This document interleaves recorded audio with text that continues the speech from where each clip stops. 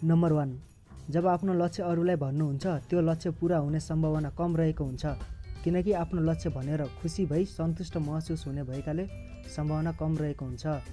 Fact number 2, जब आफ्नो लक्ष्य गोप्य राखिन्छ त्यो लक्ष्य सम्भव हुने सम्भावना ज्यादा रहेको हुन्छ, किनकि अरूलाई आफ्नो लक्ष्य नखुलाउँदा आफूलाई त्यो काम गर्न छिटो, हतार र ध्यान केन्द्रित भई काम गर्न सक्ने भएकोले सम्भावना ज्यादा रहेको हुन्छ।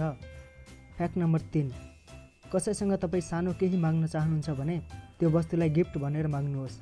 अरू व्यक्तिले दिने सम्भावना ज्यादा रहेको हुन्छ, किनकि गिफ्ट भनेपछि स्पेसल महसुस हुने भएकोले। फ्याक्ट नम्बर 4, मानव दिमागले सुखभन्दा धेरै दुःखलाई याद गर्ने गर्दछ, किनकि सुखमा पाएको चिजले सन्तुष्ट भई सकिन्छ भने दुःखमा नपाएको चिज हामीले नपाएको हुनाले धेरै लामो समयसम्म याद हुने गर्दछ। फ्याक्ट नम्बर 5, जब तपाईँ कसैबाट सच्चाइ बोलाउन चाहनुहुन्छ भने केही समयसम्म केही नबोली त्यसको आँखामा हेरिरहनुहोस् भन्ने मान्छेलाई असहज महसुस भई सबै सच्चाइ भन्ने छ।